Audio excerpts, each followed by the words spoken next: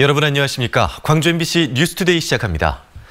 광주 민간공원 특례 사업이 수사 대상에 오르면서 그렇지 않아도 시간에 쫓기던 사업이 위기를 맞고 있습니다. 시민단체들은 돌이킬 수 없는 지경에 이르기 전에 비상대책을 마련할 것을 촉구했습니다. 이계상 기자입니다. 장기 미집행 도시공원 가운데 민간공원 특례 사업으로 추진되는 공원은 9곳. 이 가운데 3곳에 대해 우선 협상 대상자와 협약이 체결됐고 나머지도 차례로 협약이 맺어질 예정입니다. 문제는 민간공원 사업 대상지의 38%, 300만 제곱미터에 이르는 중앙공원 1, 2지구입니다. 우선 협상 대상자들이 뒤바뀌는 과정에서 각종 의혹이 제기돼 관련자에 대한 검찰 수사와 사법 처리가 예정돼 있기 때문입니다. 광주환경운동연합과 광주전남녹색연합 등 시민단체들은 그동안의 문제를 검증하고 해법을 찾을 수 있는 비상대책을 더 늦기 전에 수립하라고 촉구했습니다. 검찰 수사 결과를 기다리다 돌이키기 어려운 상황을 직면하기 전에 상황의 엄중함을 명확히 인지하고 돌파구를 모색할 수 있도록 시민사회, 전문가가 함께 참여하는 비상대책기구를 구성하라. 시민단체들은 비상기구를 통해서 민간공원 특례 사업의 계속 추진 여부를 결정하고 시민 권익과 도시공원을 지키는 방안을 종합적으로 마련해야 한다고 강조했습니다. 중앙공원의 토지를 소유하고 있는 시민 모임인 중앙공원 비상대책위원회도 민간공원 특례 사업을 추진하는 데 있어서 토지주들의 의견을 충분히 반영해달라고 거듭 요구했습니다. 국가나 광주시에서 최대한의 돈을 투자해가지고 세계에서 가장 멋있는 공원으로 좀 시간이 가더라도 우리 시민들 힘으로 만들어서 그것을 하고 싶다는 그런 뜻입니다. 도시공원 일몰제 시한은 내년 6월 말까지로 못 박아져 있는 상황. 민간공원 특례 사업 대상 가운데 한두 곳은 좌초되는 것 아닌지 걱정하는 목소리가 갈수록 커지고 있습니다. MBC 뉴스 이계상입니다. 광주형 일자리 사업을 정부 차원에서 지원할 수 있는 근거 법안이 국회 법사위를 통과했습니다. 민주당 송갑석 의원이 대표 발의한 국가균형발전특별법 개정안은 상생형 지역 일자리 사업에 정부가 출자하거나 출연할 수 있는 지원 근거 조항이 포함되어 있습니다. 이 법안은 내일 본회의에 상정될 예정입니다.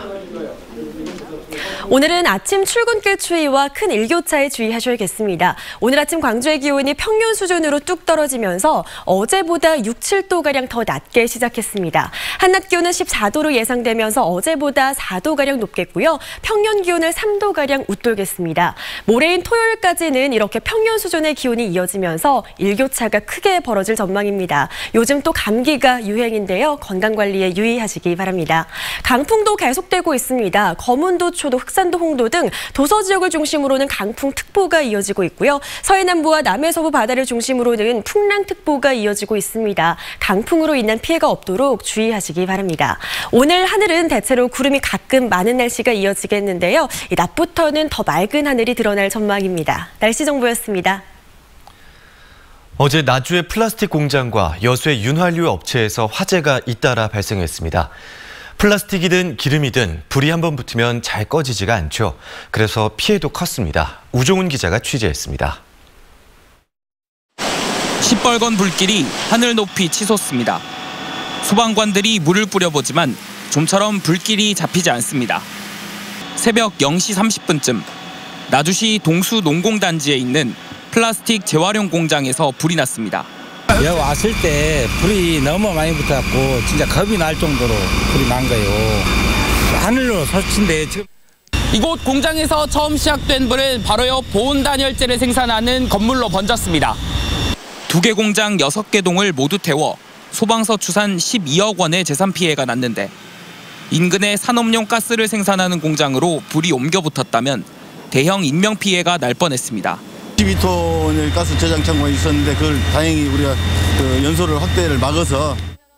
오전 10시쯤에는 여수에 있는 윤활유 판매업체에서 불이 났습니다. 헬기까지 동원돼 물을 뿌리지만 인화성이 강한 기름에 불이 붙어서 좀처럼 불길이 잡히지 않았습니다. 이 화재 현장 인근에도 주유소가 있어서 주민들은 불이 옮겨 붙을까 조마조마한 심정이었습니다.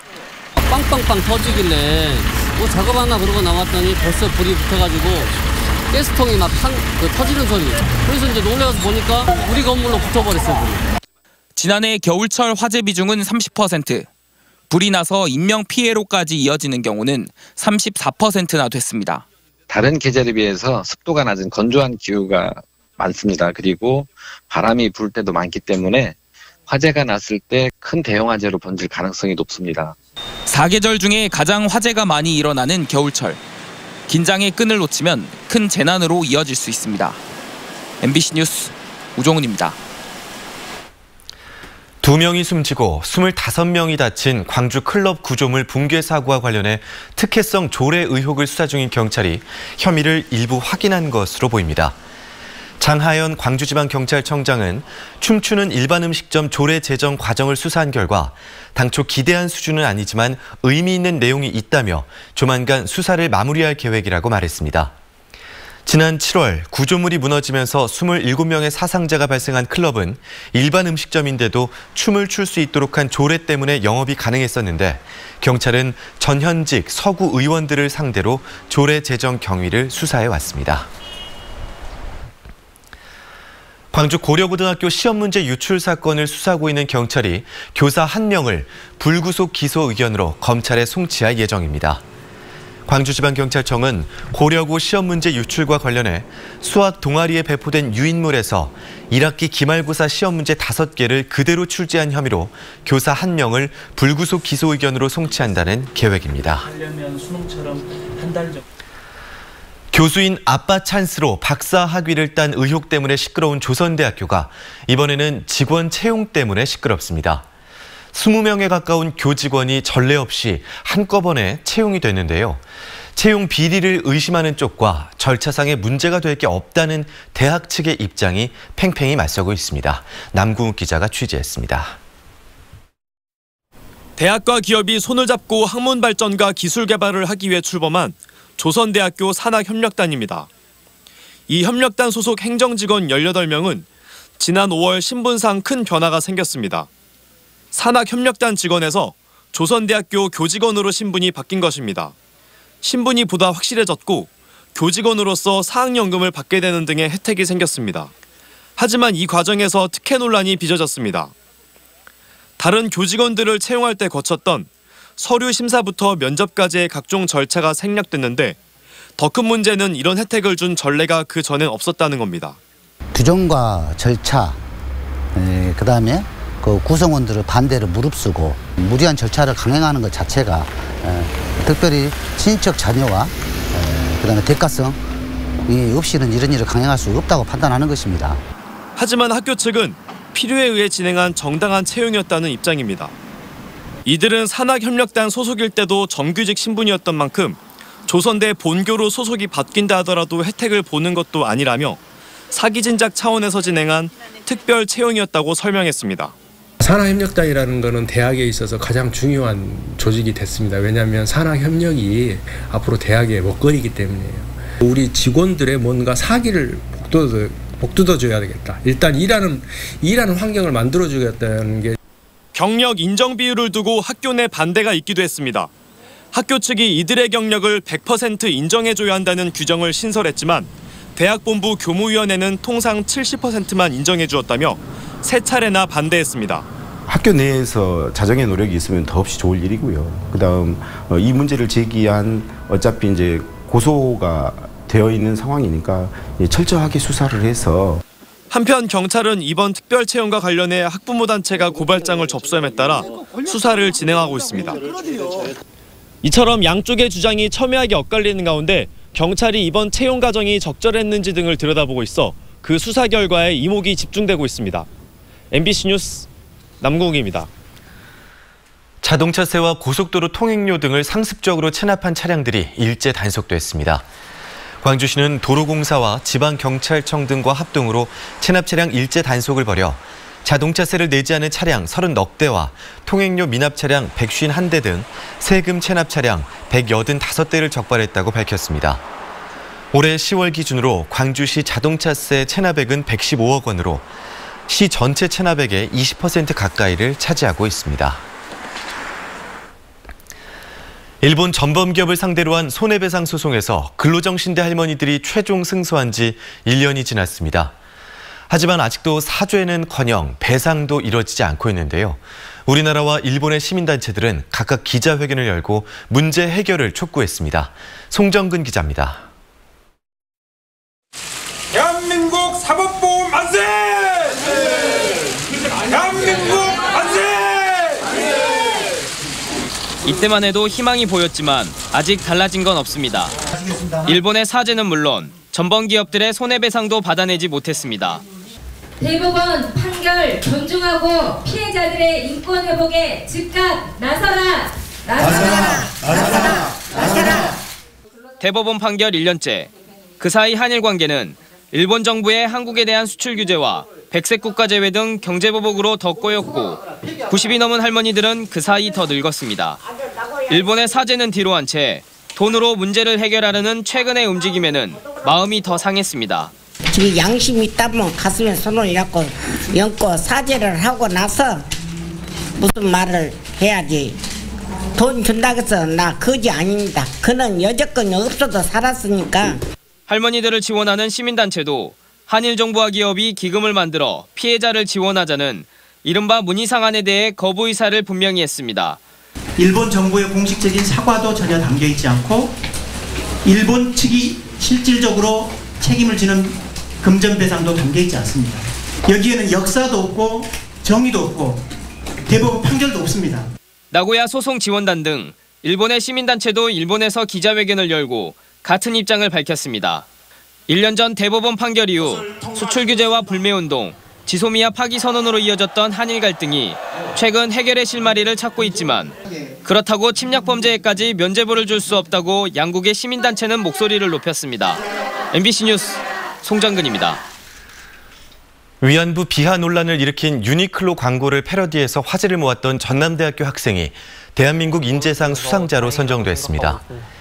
교육부와 한국과학창의재단은 대한민국 인재상 수상자 100명을 선정해 발표하면서 전남대 윤동현 학생을 포함시켰습니다. 광주에서는 윤동현 학생을 포함해 광주과학고 곽서희 학생과 김규태 학생 등 모두 5명이 수상자로 선정됐습니다. 요즘 대학교들마다 외국인 유학생들이 참 많아졌습니다. 최근 5년 사이 2배 가까이 증가했는데요. 안타깝게도 관련 범죄도 증가하는 추세입니다. 이런 범죄를 줄여보자고 외국인 유학생들로 구성된 자율방범대가 출범을 했는데 좋은 평가를 얻고 있습니다. 조희원 기자가 취재했습니다. 학교 수업이 모두 끝난 늦은 시각 순천의 한 대학교. 외국인 학생들이 하나둘씩 모여듭니다. 형광색 조끼를 걸치고 야간 방범봉을 든 학생들은 학교 기숙사 주변과 유흥가, 주택가 인근 원룸 밀집지대를 구석구석 살핍니다. 법도 많이 알려주고 품질 예방에도 많은 도움을 드릴 수 있을 것 같습니다. 하고 있는 활동은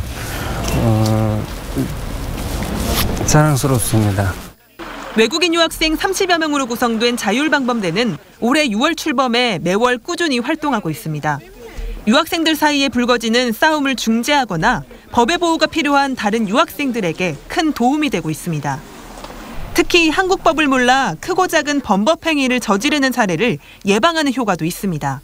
사진 찍는 것 이런 작은 것들도 한국에서 허락받아서 해야 되는 거 여기 와서 알게 됐고 특히 편의점에서 알바들을 많이 하는데 우즈베키스탄에서 술이나 담배 팔 때 신분증 확인을 잘 안 하거든요. 덕분에 대학가 인근 주민들의 호평도 이어지고 있습니다. 우리 주민들이 보고 우리 유학생들도 우리 신천 시민의 일원으로서 같이 사회 활동을 하면서 방범 예방을 할 수 있다. 그런 것도 보여줄 수도 있고 학생들 스스로도 자부심을 갖게 하게 되었습니다. 낯선 땅에 온 유학생을 넘어 사회 구성원으로 제 역할을 다하고 있는 자율방범대원들. 국내 외국인 200만 시대 다문화 공동체로 나아가는 의미 있는 발걸음이 되고 있습니다. 하나, 둘, 셋! 자율방범대 화이팅! MBC 뉴스 조희원입니다. 광주 인권회의와 시민단체 협의회 등이 홍콩 시민들을 광주 인권상 후보로 추천하기로 했습니다. 이들 단체는 6개월 넘게 민주화 시위를 벌이며 국가폭력에 맞서는 홍콩 시민들의 모습이 5.18 민주화 운동과 닮았다며 시위를 이끌고 있는 민간 인권전선에 광주 인권상을 수여해 지지 의사를 재확인해야 한다고 추천 이유를 밝혔습니다. 시민단체들은 인권상 후보 추천 마감을 이틀 앞두고 오늘 기자회견을 열어 이 같은 견해를 밝힐 예정입니다.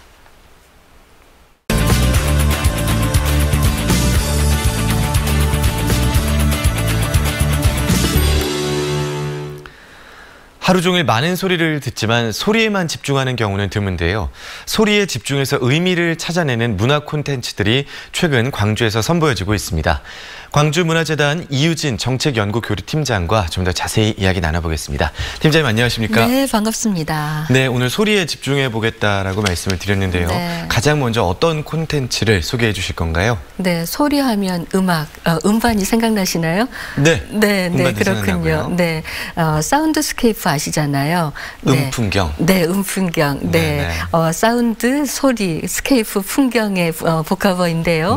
네. 캐나다의 작곡가 머레이 셰프에 의해서 제창된 개념이기도 합니다.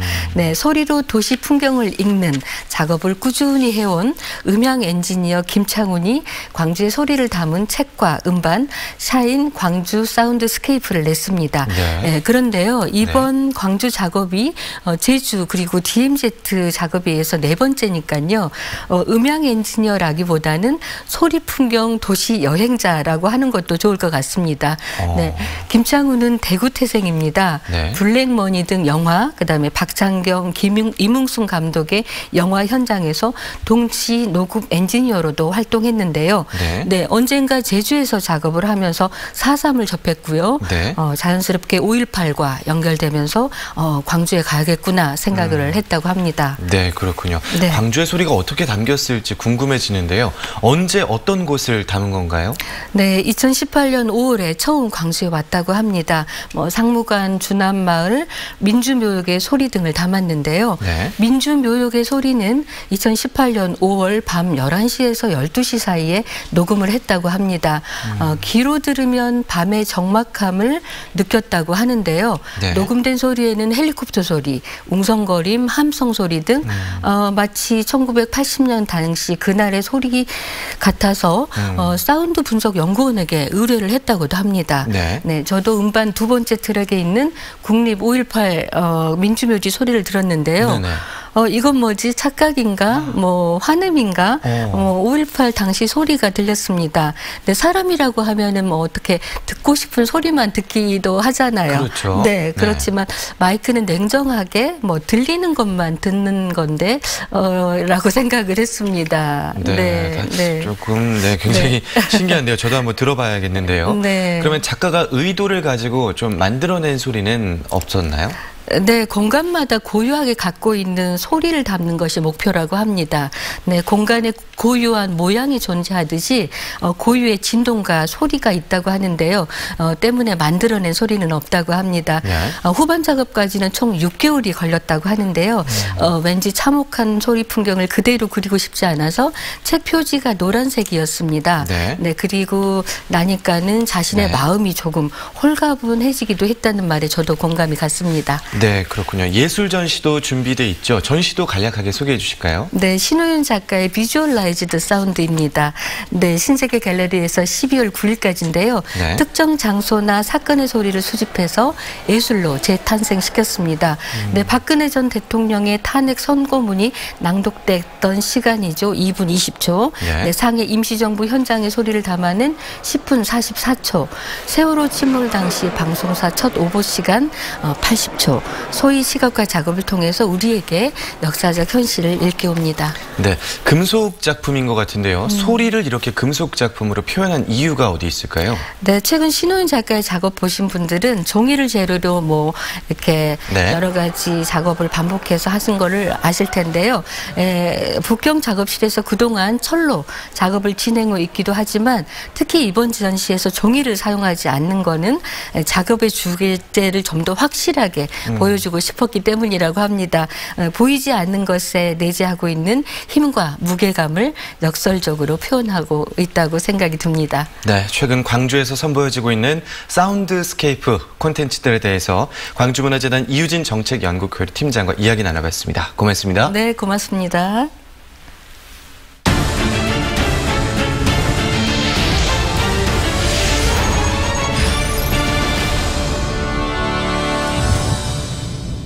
옛 전남도청 보건추진단이 도청 별관에서 설계 용역 착수 보고회를 열고 향후 추진 계획을 설명했습니다. 이에 전남도청 보건추진단은 80년대 원형에 최대한 가깝게 도청을 복원한다는 목표 아래 내년 9월까지 설계 용역을 마무리 짓고 이르면 내년 말에 공사를 시작해서 2022년 말에 완공하겠다고 밝혔습니다. 또 설계 용역 과정에서 5.18 단체와 시민사회 의견을 충분히 반영하기로 했습니다. 4차 산업의 핵심 기술인 광융합 기술을 한눈에 볼 수 있는 국제 광산업 전시회가 광주에서 개막됐습니다. 오늘까지 계속되는 이번 전시회에는 광정보통신 기술과 광융합 에너지 부품 등 다양한 광융합 제품이 선보이고 있습니다. 또 광융합 산업을 알리는 홍보관과 체험 전시관이 운영되고 있고 미국과 유럽 등 18개국의 해외 바이어를 초청해 맞춤형 수출 상담도 진행될 예정입니다. 지역 경제와 상공업 발전을 위해 헌신해온 유공자들에 대한 시상식이 열렸습니다. 광주 상공회의소는 제7회 광주 상공대상 시상식을 열고 경영 우수 부문의 최영종 남경건설 회장, 노사 상생 부문의 송경현 경향산업 대표 등 9명을 선정해 지역 경제와 상공업 발전을 위해 헌신해온 공로를 시상했습니다. 또 이번 시상식에서는 지역 우수기업에서 근무하고 있는 모범 근로자 10명에 대한 표창도 함께 진행됐습니다. 호남지방통계청과 광주전남지방 중소벤처기업청이 나라키움 광주통합청사에 입주했습니다. 총 사업비 347억 원이 투입된 나라키움 광주통합청사의 1층은 회의실과 공용 민원실로 사용되며 2층은 광주전남 중소기업청이, 3층에서 5층까지는 호남지방통계청이 사용하게 됩니다. 한편 호남지방통계청과 광주전남 중소벤처기업청의 옛 건물과 부지는 국고법에 따라 수요처가 마땅치 않으면 매각하는 방안이 추진될 예정입니다. 지난 2월 응급 상황에 대비해 근무하다 과로로 숨진 고 윤한덕 선생을 기리는 다큐멘터리가 제작됩니다. 광주 MBC와 광주시 의사회는 고 윤한덕 선생을 기리는 미니 다큐 캠페인 광주정신 윤한덕 편을 제작하는 등 공익 목적을 위해 추진하는 사업들에 대해 공동 협력하기로 했습니다. 고 윤한덕 선생은 설을 앞둔 지난 2월 전국에서 생기는 돌발 응급 상황에 대비해 상황실에서 근무하다 누적된 과로로 숨졌으며 국가유공자로 지난 8월에 지정됐습니다. 출범 1주년을 맞은 광주혁신추진위원회가 시민토론회를 열고 시정혁신에 대해 시민들과 의견을 나누는 자리를 마련했습니다. 혁신에 혁신을 더하다라는 주제로 진행된 이번 시민토론회는 청년과 기업인 등 200여 명이 참석한 가운데 청년 일자리 미스매칭 해결 방안 마련 등 2020년도 시정혁신 방향에 대한 토론이 진행됐습니다. 지난해 11월에 출범한 광주혁신추진위원회는 60여 차례의 회의를 거쳐 공공분야 4건, 문화예술 3건 등 11건의 시정혁신안을 권고 제안했습니다. 대한신당의 박지원 의원이 보안사 사진첩에 전두환 신군부의 권력 찬탈 의도가 적나라하게 드러나 있다고 주장했습니다. 박지원 의원은 사진첩 9권 36쪽에 실린 범죄 개요 문서 사진을 보면 전두환 신군부가 5.18 항쟁을 김대중 내란음모 사건의 증거 자료로 활용했다며 이같이 밝혔습니다. 또 누가 어떤 의도로 이러한 문건 작성을 지시했는지 반드시 밝혀야 한다고 강조했습니다. 광주 지역 공공기관 임원들의 최고 임금을 제한하는 조례가 제정됐습니다. 광주시 의회는 공공기관 임원의 연봉이 최저임금 기준 6배를 넘지 못하도록 하는 조례를 본회의에서 통과시켰다고 밝혔습니다. 장현주 의원이 대표 발의한 이 조례는 공공기관 임원의 보수에 경영 성과가 반영될 수 있도록 하고 공익성에 반하지 않도록 해야 한다는 광주시장의 책무 조항도 담고 있습니다. 특히 이 조례에 따라 내년 광주시 공공기관 임원의 최고 연봉은 성과급을 제외한 1억 2,565만 원으로 제한됩니다. 나주혁신산단의 배터리 재활용 센터 건립이 추진됩니다. 나주시는 한국전지산업협회와 LG화학을 비롯한 8개 민간기업과 배터리 리사이클링 산업화 추진을 위한 업무 협약을 체결했습니다. 협약에 따라 전라남도와 나주시는 나주혁신산단의 수요 개발과 정책 연구를 담당할 배터리 리사이클 센터 건립을 추진하고 LG화학과 현대자동차 등 민간 기업들은 사용 후 배터리의 상용화와 산업화를 담당할 예정입니다.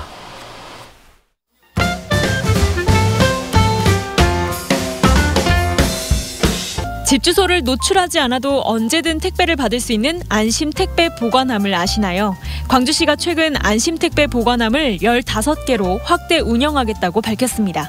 물품을 신청할 때 안심택배 보관함 주소를 배송지로 지정하면 이용할 수 있는데요. 자세한 이용 방법과 보관함 위치는 광주시 누리집에서도 확인할 수 있습니다. 다음 주 월요일부터 22일까지 광주 김치타운 다목적 체험관에서 빛고울 사랑 나눔 김장대전이 열립니다. 미리 준비된 절임 배추와 양념으로 김장을 할 수 있는데요. 세계김치연구소와 김치축제 대통령 수상자들이 공동 개발한 김치 양념을 맛볼 수 있습니다.